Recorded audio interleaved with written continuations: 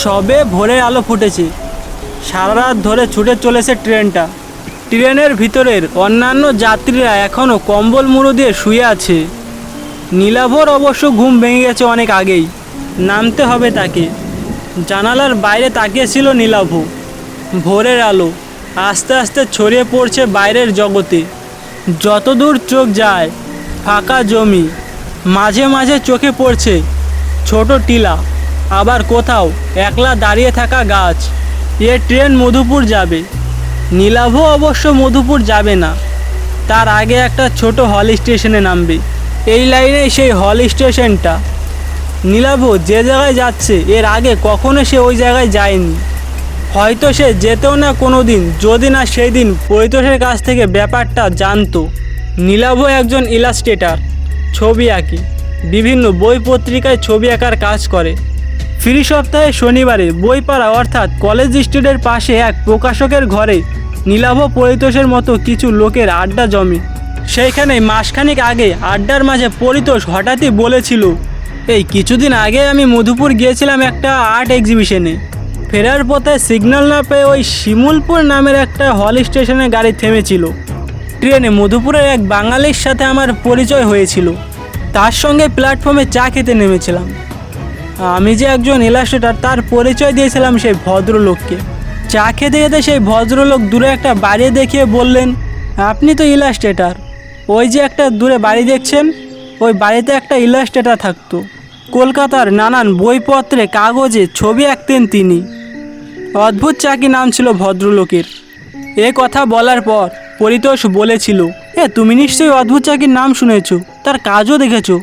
আমরা যখন ছোট ছিলাম ওই 20-22 বছর আগে প্রায় সব কাগজে তো তিনার আঁকা ছবি আসতো, আর বিশেষ করে ওই শিশু কিশোর পত্রিকায় তার ইলাস্ট্রেটারটা বেশি আসতো। যদিও নাকি ওই অদ্ভুত চাকি তার ছদ্মনাম ছিল, আসল নাম জানা নেই। পরিতোষের কথা শুনে নীলাভ প্রায় লাফিয়ে উঠে বলেছিলেন, আরে দেখবো না কেন, বলতে গেলে তো তার কাছ থেকেই আমার এই ছবি আঁকার ভাবটা জাগে। পেন ড্রয়িং করতেন, কি বনিষ্ঠ কলমের আঁচড় ছিলেন। মৈশ্বর্য দৃশ্য বা ছুটন্ত ঘোড়া, তার হাতের কলমের আঁচড়ে যেন সবগুলো জীবন্ত হয়ে যেত। জানিস, ছোটোবেলা ওনার আঁকা ছবিগুলো কপি করতাম। আমার আঁকাতেও তার আঁকার অনেক প্রভাব আছে, ওই ভাবশিষ্য বলতে পারো। তবে দুর্ভাগ্যের ব্যাপার হলো তার আঁকা দেখে আঁকা শিখলেও তার সাথে কোনো দিন সাক্ষাৎ হয়নি আমার। এমনকি তার ফটোগ্রাফও দেখিনি কোনো দিন। অনেককে জিজ্ঞাসা করেও তার বাড়ির ঠিকানা পাইনি। এই প্রথম তোমার মুখ থেকে তার বাড়ির খবরটা শুনলাম। ওনার ছবি নিয়ে আমার অ্যালবাম বানানোর বহুদিনের ইচ্ছে। ওই ব্যাপারটা গুরুদক্ষিণাও বলতে পারো। তা তোমার ওই সহজাতক ভদ্রলোক আর কিছু বলেছিলেন ওই অদ্ভুত চাকি বা তার বাড়ির সম্পর্কে? ওই ভদ্রলোক বলেছিলেন অবধূত চাকি নাকি একাই থাকতেন ওই বাড়িতে। বছর 10 আগে নাকি রেল লাইনে আত্মহত্যা করেন। ওই তারপর থেকেই ওই বাড়িতে একজন কেয়ারটেকার থাকেন, উনিই দেখাশোনা করেন ওই বাড়ির। তুমি তো মাঝে মধ্যেই একা একা এদিক ওদিক থেকে ঘুরে আসো, তো একবার গিয়ে দেখতে পারো, তোমার কাজেও আসতে পারে। ভদ্রলোককে দেখতে না পেলেও তার কোনো ইলাস্ট্রেটর বা ফটোগ্রাফও পেয়ে যেতে পারো। ভবিষ্যতে সেসব জিনিস তোমার কাজেও আসতে পারে। সেদিন পরিতোষের কাছ থেকে ব্যাপারটা শোনার পর নীলাভ সিদ্ধান্ত করেছিল তার এই পুজো সংক্রান্ত কাজগুলো সম্পূর্ণ হয়ে গেলেই সে একবার ওই অদ্ভুত চাকির বাড়ি থেকে ঘুরে আসবে। তার ফলশ্রুতি এই নীলাভর ট্রেন যাত্রা। গতকাল কলকাতা থেকে নীলাভ এই মধুপুরের ট্রেনে উঠে বসেছে। জানালার বাইরে তাকিয়ে থাকতে থাকতে একসময় ঘড়ি দেখে নীলাভ অনুমান করল যে হল স্টেশনটা আর বেশি দূর নয়। নীলাভর সামনে থাকা একটা লোক কম্বল থেকে মাথাটা বের করে একটু মাথাটা উঁচু করে জানালার দিকে তাকিয়ে দেখল, আর সেই দেখে নীলাভ তাকে বলল, আচ্ছা দাদা, এই শিমুলপুর হল স্টেশনটা আসতে আর কতক্ষণ সময় লাগবে? প্রশ্নটা শুনে জানালার দিকে ভালো করে তাকিয়ে বলল, সামনেই আছে। ওই হলটার আর একটা নাম আছে, আত্মহত্যা হল। আমরা এখানকার লোকেরা ওই হলটাকে আত্মহত্যা হলই বলি। ও ফাঁকা স্টেশন তো, অনেকেই এই হলটাকে আত্মহত্যার জন্য বেছে নেয়, আর এর আগেও বেশ কয়েকটা এই ঘটনা ঘটেছে, তাই আমরা এখানকার লোকেরা ওটাকে আত্মহত্যা হলই বলি। এই কথা বলে চাদর মুড়ে দিয়ে শুয়ে পড়লো ওই লোকটা। তারপরে আবার নীলাভর ওই পরিতোষের কথা মনে পড়ে গেল। অদ্ভুত চাকিও তো আত্মহত্যা করেছিল। কিছুক্ষণের মধ্যেই ট্রেনের গতিটা কমে গেল, আর নীলাভ ব্যাগটা নিয়ে চলে গেল গেটের কাছে। নীলাভ নেমে পড়ল প্ল্যাটফর্মে। কিন্তু আশ্চর্য, অন্য কোনো লোক প্ল্যাটফর্মে নামলো না। স্টেশনে পা রাখতেই নীলাভর চোখে পড়ল যে প্ল্যাটফর্মের এক প্রান্তে রয়েছে একটা বড় শিমুল গাছ। হয়তো এই জন্যই এই জায়গাটাকে শিমুলপুর বলা হয়, এই ভাবল নীলাভ। ঠিক সেই সময় পাশ থেকে আর একটা ট্রেন এসে ঢুকলো। ট্রেন থেকে মাত্র দুজন লোক নামলো, তারপর আবার সেই ট্রেনটা চলে গেল। সারাদিনে আপ ডাউন করা শুধু দুটো মাত্র ট্রেন এই ভোরবেলা এই প্ল্যাটফর্মে থামে। বেশ কয়েকটা এক্সপ্রেস ট্রেন এই লাইনে চললেও এই প্ল্যাটফর্মে থামে না। দুটি ট্রেন আধ মিনিটের জন্য প্ল্যাটফর্মে থেমে পরপর মিছিল বাজিয়ে চলে গেল। ফিরতি ট্রেনটা পরের দিন এই সময় এইখান থেকেই ধরবে নীলাভ।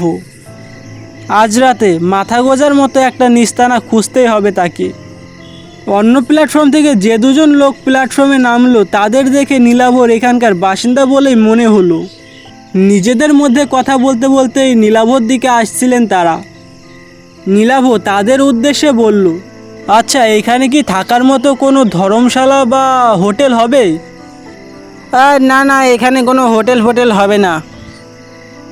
তারপর তারা নীলাভর দিকে কোনো আগ্রহ না দিয়ে নিজেদের মধ্যে কথা বলতে বলতে এগিয়ে গেল। কিছুক্ষণের মধ্যেই প্ল্যাটফর্মে একলা দাঁড়িয়ে রইল নীলাভ। একজনও লোক নেই প্ল্যাটফর্মে বা তার বাইরে, এমনকি কোনো চেকার বা রেল কর্মচারীও নেই।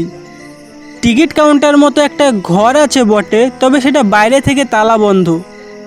ভালো করে প্ল্যাটফর্মের বাইরে তাকাতেই নীলাভর চোখে পড়ল বেশ কিছুটা দূরে একটা বাড়ি দেখা যাচ্ছে। সামনেই দুর্গাপুজো। রেল লাইনের গায়ে আর তার আশেপাশে জায়গায় জায়গায় কাশফুলের ঝাঁক। তার মধ্যে দিয়ে একটা পায়ে চলা পথ এগিয়ে গেছে ওই বাড়িটার দিকে। আরও একটা শিমুল গাছ আছে ওই বাড়িটার পাশে। নিশ্চয়ই ওই বাড়িটা অদ্ভুত চাকরি হবে, কারণ পরিতোষও ওই প্ল্যাটফর্মে দাঁড়িয়ে বাড়িটাকে দেখতে পেয়েছিল। আর তেমনভাবে তো ওই বাড়িটা ছাড়া অন্য কোনো বাড়ি চোখে পড়ছে না। তাহলে প্রথমে ওই বাড়িটায় যাওয়া হোক। এ কথা ভেবে নিয়ে নীলাভ ট্রেনের ঢাল বেয়ে নিচে নেমে ওই বাড়িটার দিকে যেতে লাগলো। বেশ কয়েকটা বাঁক নিয়ে এই রাস্তাটা ওই বাড়িটার দিকে গিয়েছে। কিছুটা এগোতেই সামনে চোখে পড়ল একটা ছোট নালা। তীর তীর করে জল বইছে তাতে, মাত্র হাত দশেক হবে। ওই নালাটার উপরে একটা বাঁশের শাঁখও আছে। একদিক থেকে এসে যেন কোথায় মিলিয়ে গেছে কাশবনে। অন্য একটা বাঁক ধরে পৌঁছে গেছে নীলাভ শিমুল গাছের কাছে। সেইখান থেকে বাড়িটা খুব কাছেই। নীলাভ বাড়িটার দিকে তাকিয়ে বুঝতে পারলো যে এটা বাড়ির পেছনের দিক। পথটা গিয়ে বাড়ির সামনে দুভাগে ভাগ হয়েছে। একটা পথ গিয়ে থেমেছে বাড়ির পেছনের একটা দরজার কাছে, অন্য পথটা সম্ভবত বাড়িটাকে বের দিয়ে তার সদর দরজাতে গিয়ে পৌঁছেছে। নীলাভ ঠিকই অনুমান করেছিল। বাড়ির দ্বিতীয় রাস্তাটা ধরে চলে গেল বাড়ির সামনের দরজার কাছে। বেশ পুরনো লাল ইটের দেওয়ালের একটা বাড়ি, বেশ চক্রাজাতক বাড়ি। সামনে ধামালা বারান্দায় বেশ কয়েকটা দরজা জানালা লাগানো রয়েছে, সেগুলো অবশ্য এখন তালা বন্ধ রয়েছে। একসময় মধুপুর বা তার আশেপাশের অঞ্চলগুলিতে হাওয়া বদলের জন্য এরকম বাড়ি বানিয়ে রাখতো পয়সাওয়ালা বাঙালিরা। হয়তোবা তেমনই কেউ 70 বা 100 বছর আগে বানিয়ে রেখেছিল এই বাড়িটা। বাড়িটার সামনে কাউকে না পেয়ে নীলাভ একটু ইতস্তত বোধ করে বাড়িটার বারান্দায় উঠে এলো। টানা বারান্দার এক পাশে বেশ কয়েকটা তালাবন্ধ ঘর। মাথার ওপর কুড়িবর্গা থেকে পায়রার ডাক শোনা যাচ্ছে। বারান্দায় উঠেও কাউকে না দেখতে পেয়ে নীলাভ ডাক দিতে লাগলো, বলছি, বাড়িতে কেউ আছেন? আমি কলকাতা থেকে এসেছি, কেউ আছেন? বার কয়েকে ডাকাডাকি করার পর বারান্দার শেষ প্রান্ত থেকে একটা দরজা খুলে এলো।